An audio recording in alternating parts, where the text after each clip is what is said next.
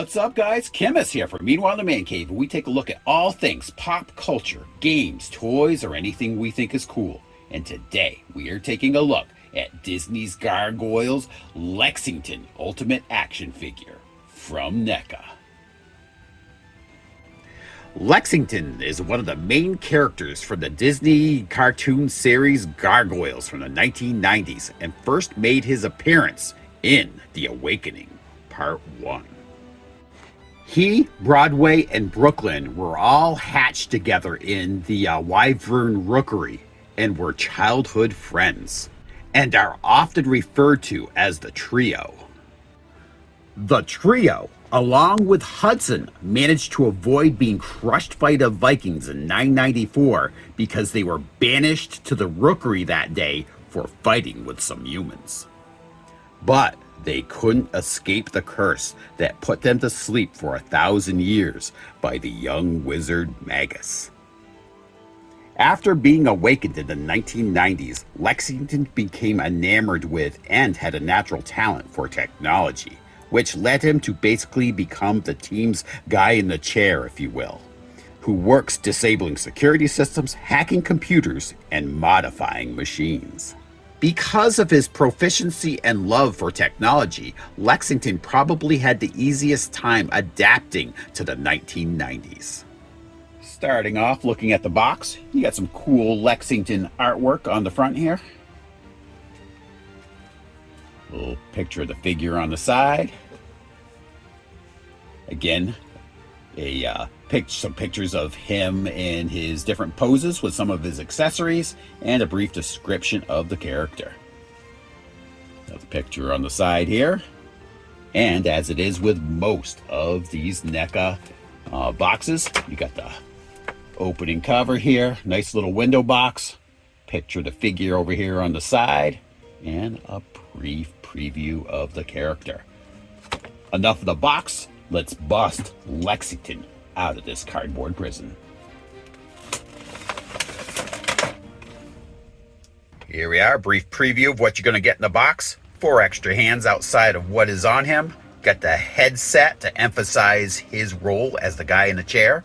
His tail, a remote control, some arrows, an extra portrait, and a crossbow. So, let's get a closer look. Starting off with his headset, little mic on there and everything.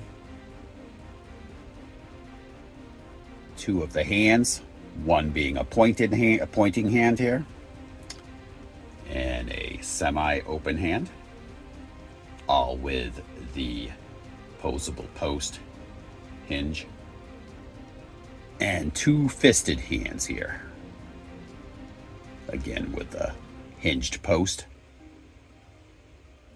and a remote control.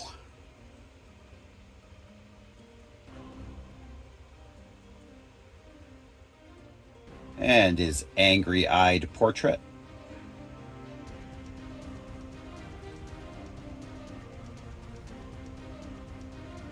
Pretty nice. Here's his crossbow.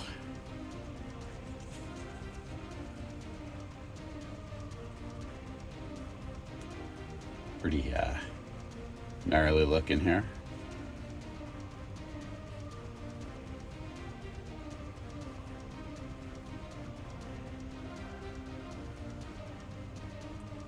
And 4 arrows that will go in the crossbow, but they do not shoot. So you don't have to worry about shooting your eye out. And you got the bendy tail that will go in to the back of the action figure. Here he is, Lexington himself. Really nice looking little figure. As far as the stuff being in the package, I mean, compared to the other Gargoyles, this is a pretty light figure. And light on accessories.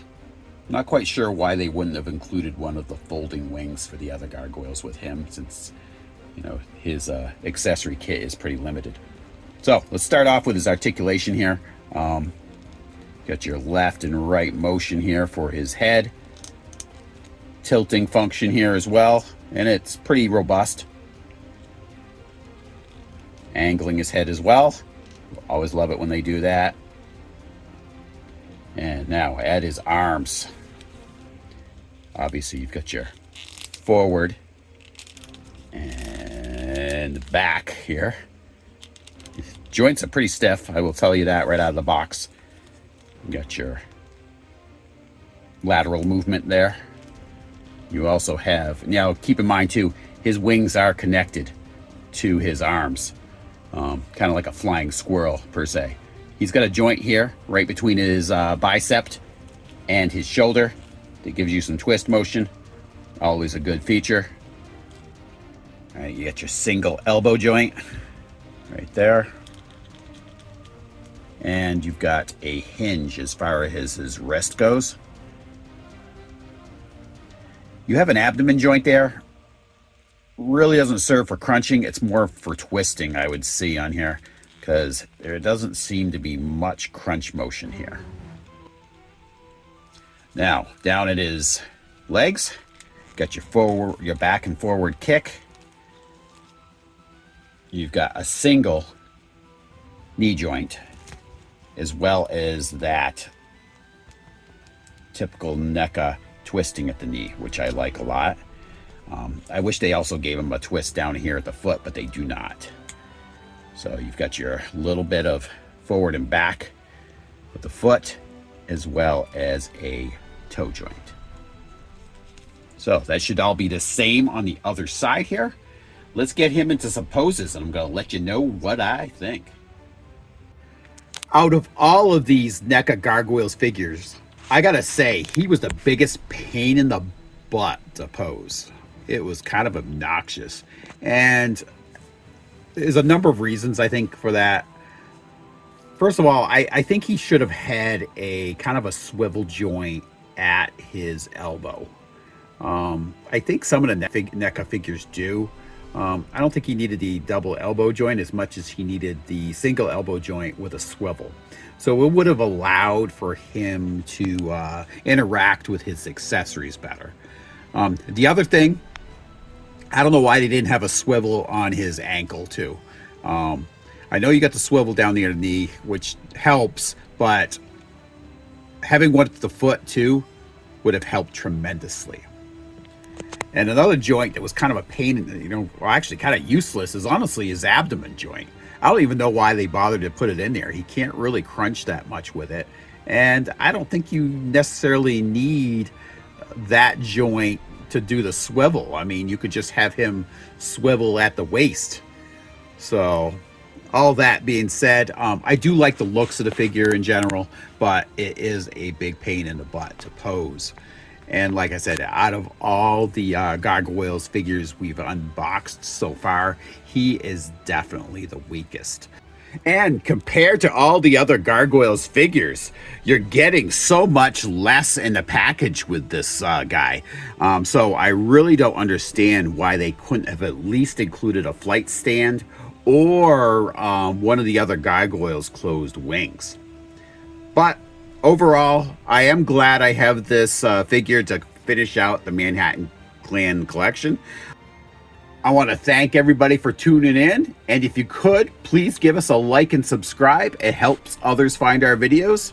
And please come back every Tuesday at 9 a.m. for a brand new episode of Meanwhile in the Man Cave.